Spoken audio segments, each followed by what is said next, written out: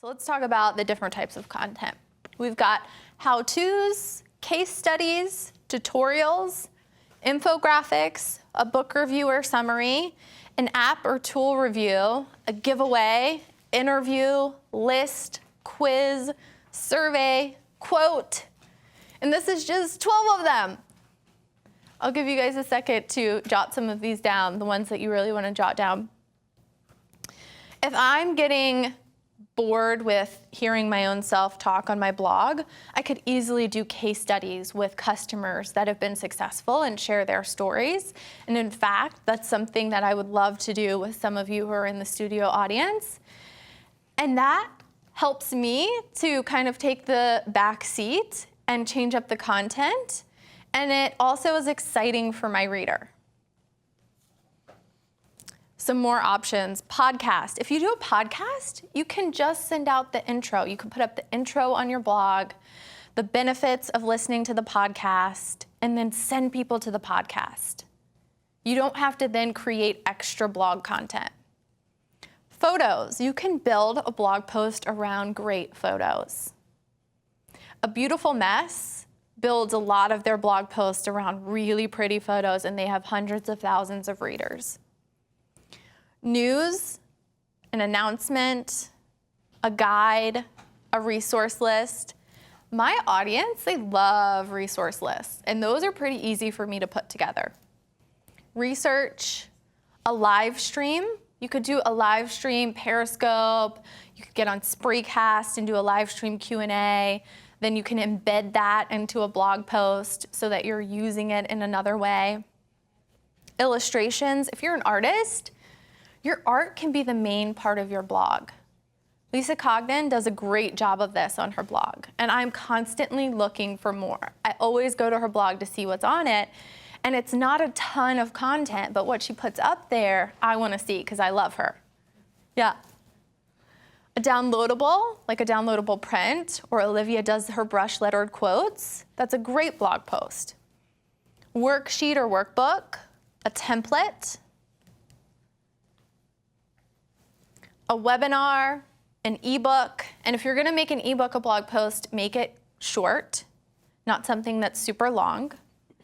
An opinion piece, people love opinion pieces. This is one of the blogging mistakes we're gonna talk about later, is not sharing your opinion. They love it when you share your opinion. Don't give me that look, Trish. Don't give me that look, girl. Frequently asked questions. These are also some of my popular blog posts. When I release something new and then I use my frequently asked questions as a blog post as well. I don't just email it to my list or put it up on my sales page. I make it its own blog post. Top posts or categorized content. If you're like, really, I just can't pull it out this week. I cannot pull out some new content this week. Put together a list of some of your best stuff. Categorize it. Olivia could do her top 10 most popular brush lettered quotes.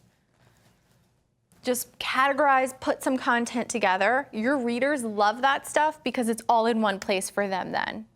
And that's the kind of stuff that people will share over and over again. A guest post, you don't even have to do all the writing. You could have people guest posting for you. Now, if you are a personality brand, that doesn't work as well, but it is an option. Cheat sheets, a checklist, a playlist. I shared my playlist from CreativeLive, like my pump up jams, the last time I was here at CreativeLive, and my readers loved it. You could do a playlist, Patty, of playlist for knitting, songs to listen to while you knit. And I bet people would love it. A vlog or a product or service review. And there are more types of content besides this. When you say personality brand, can you clarify that? Meaning it's built around you. Oh, okay. So it's built on your personality. People want to hear from you. They don't want to hear from other people. They really just want to hear from you. Okay.